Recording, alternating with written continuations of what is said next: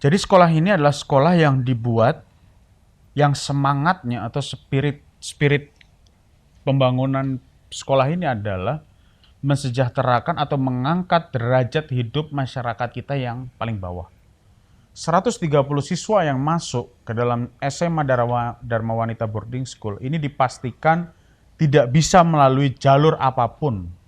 Ibaratnya kalau saya boleh katakan, sekalipun anak bupati nggak bisa masuk situ kalau memang tidak dikehendaki. Karena apa? Yang pertama, ada persyaratan yang bersangkutan harus dari keluarga yang betul-betul tidak mampu. Jadi kita tanya biasanya, kamu kalau nggak ngelanjutin sekolah di SMA ini, kamu mau kemana? Pak Bupati, paling saya supir truk. Ada yang artinya bukan merendahkan pekerjaan apapun ya, tidak. Tapi poinnya adalah dia bisa lebih sebenarnya dari itu. Mungkin kalau dia sekolah SMA, dia bisa menjadi seorang pengusaha dan sebagainya. Nah, konsep ini yang saya minta ke kecamatan, pada saat itu 26 camat saya tugasi untuk cari warga yang paling miskin, warga termiskin di daerahnya di mana, yang dia tidak bisa bersekolah kalau dia tidak kita biayai. Nah, kita bangun, kita biayai. Ya, memang dalam perjalanan sebuah boarding school ini ada koreksinya juga, pasti ada kritik dan saran. Maka pada saat kunjungan pertama saya, bukan kunjungan pertama, kunjungan kesekian kalinya, em, saya ingat betul 2 bulan, 2 bulan yang lalu saya berkunjung ke sekolah itu setelah maghrib. Mohon maaf, sebelum maghrib saya berkunjung pada saat jam makan. Saya mau memastikan makanan yang masuk ke anak-anak ini layak atau tidak. Karena apa? Orang tua mereka menitipkan anaknya kepada saya, kepada kami, kepada pemerintah kabupaten. Maka kami punya tanggung jawab untuk memberikan pelayanan yang terbaik terhadap anak-anak ini, sekalipun mereka dari orang yang tidak mampu. Kita cek makanan dan sebagainya. Pada saat itu saya lihat sendiri tempenya kecut, apa segala macam, catatan makanan banyak sekali. Langsung kita putus kontrak sama vendornya, dan sekarang kita ganti dengan makanan yang gizinya sudah kita atur. Lalu peralatan sandang pangan mereka juga, sandang pangan papan mereka kita perhatikan, mulai dari tas, sepatu yang rusak kita ganti. Dan anak-anak ini luar biasa sekali. Luar biasanya adalah pada saat saya tanya, apa yang kalian butuhkan sekarang? Atau apa yang kalian inginkan? Mereka tidak keliru. Artinya biasanya anak muda itu kan keliru antara yang mereka butuhkan dengan apa yang mereka inginkan. Yang mereka sampaikan adalah, Mas Bupati, saya hari ini mau ada ekstrakurikuler paskibraka. Kita mau hari ini belajar bagaimana tentang nasionalisme melalui paskibraka. Oke, saya bilang bagus, bagus. Mas Bupati, saya mau hari ini kita ada ekstrakurikuler musik, ada ekstrakurikuler tata boga. Ini hal-hal yang datang dari siswa. Artinya ya anak-anak ini menjadi harapan, dan kita bekerja sama sama pihak ketiga untuk menyekolahkan anak ini begitu selesai SMA, lulusan angkatan pertama ini langsung lanjut ke perguruan tinggi, baik itu di dalam negeri maupun di luar negeri.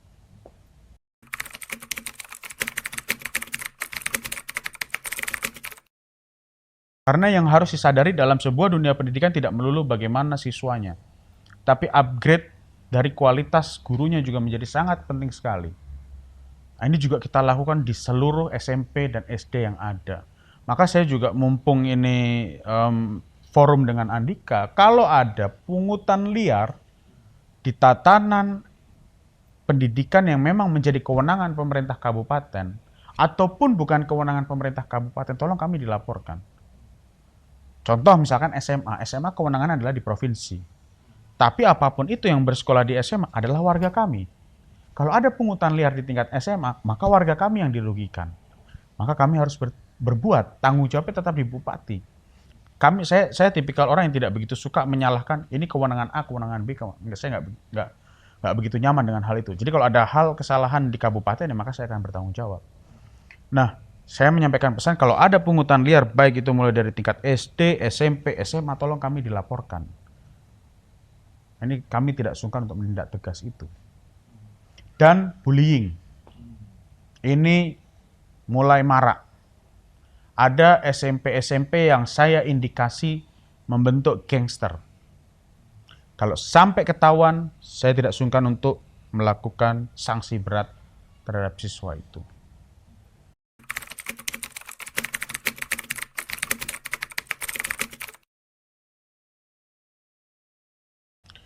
Nah, yang pertama adalah para guru-guru ini, kita lihat dulu yang pertama mereka ini secara kesejahteraan sudah tercukupi atau belum.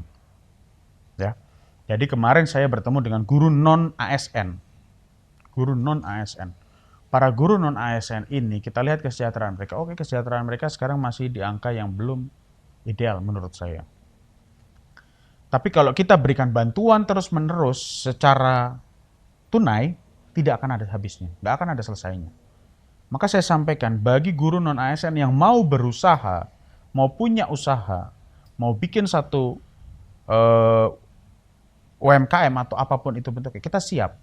Apakah itu permodalan nanti dari bank daerah atau langsung dari pemerintah kabupaten, atau kita berikan pelatihan dengan satu set alat yang akan kita berikan. Contoh misalkan hari ini, apa aja sih sebenarnya yang banyak, mulai dari barberman, mekanik, lalu servis, AC, macam-macam sebenarnya.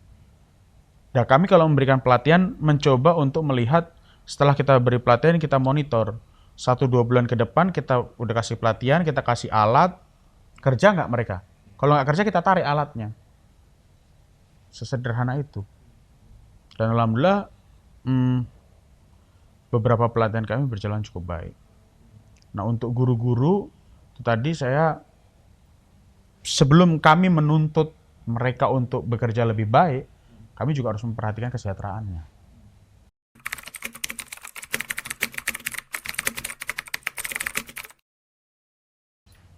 Ya, kenaikan insentif akan kita lakukan untuk guru-guru non-ASN mulai dari KB, lalu TK, SD, SMP, terus guru XK2, itu juga kita akan berikan insentif. Tapi itu yang tadi saya tekankan di awal bahwa guru tidak boleh bergantung terhadap insentif. Saya harap guru-guru sudah mandiri dengan punya usaha.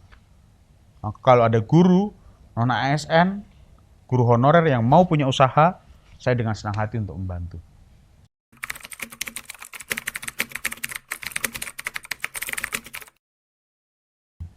Evaluasi kita terhadap bagaimana paham anak-anak di sekolah terhadap ideologi NKRI atau ideologi Pancasila.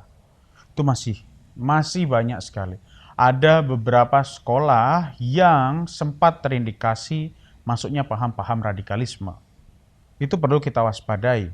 Oke, bahwa hari ini terjadi perang antara Palestina dengan Israel dan tentunya saya juga mengutuk Israel untuk menghentikan gencatan senjata terhadap Palestina. Tapi tidak sampai kepada tatanan anak-anak sekolah mengkafir-kafirkan. Ini yang bahaya. Ada kala di mana anak sekolah masih tingkatan SD sudah mengkafir-kafirkan salah satu brand, salah satu franchise yang mungkin memang terafiliasi dengan Israel. Tapi artinya ini kan sudah mulai terlalu ekstrim. Nah, ini yang perlu kita pikirkan juga. Dan yang kedua, saya sempat mengapresiasi salah satu guru dari SMP 2 Pare karena berani membuat surat terbuka terhadap bupati. Kritik sarannya apa? Ini dia tulis dan dia bacakan. Akhirnya saya datang ke sekolahnya, saya minta, boleh saya lihat suratnya? Saya baca suratnya, saya lihat, dan akhirnya setelah itu diskusi sama anak-anak itu, mereka pengen lihat pendopo, akhirnya saya ajak menginap di pendopo, anak-anak itu menginap di pendopo dan sebagainya, lalu melihat bagaimana kerja menjadi seorang kepala daerah. Jadi kami akan mengapresiasi sekolah-sekolah yang punya inovasi, tapi yang tidak punya inovasi juga kami akan evaluasi, baik kepala sekolahnya, baik gurunya. Jadi kalau ada mutasi kepala sekolah jangan salahkan kami. Gitu. Kami hanya menuntut bagaimana supaya sekolah-sekolah ini punya inovasi yang lebih. Gitu.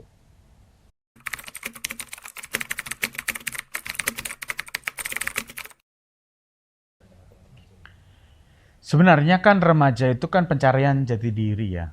Dimana terkadang orang yang masuk dalam sebuah geng atau sebuah kelompok lalu melakukan hal-hal yang sifatnya anarkis atau hal-hal yang sifatnya meresahkan masyarakat. Ini adalah anak-anak yang usianya masih belasan tahun.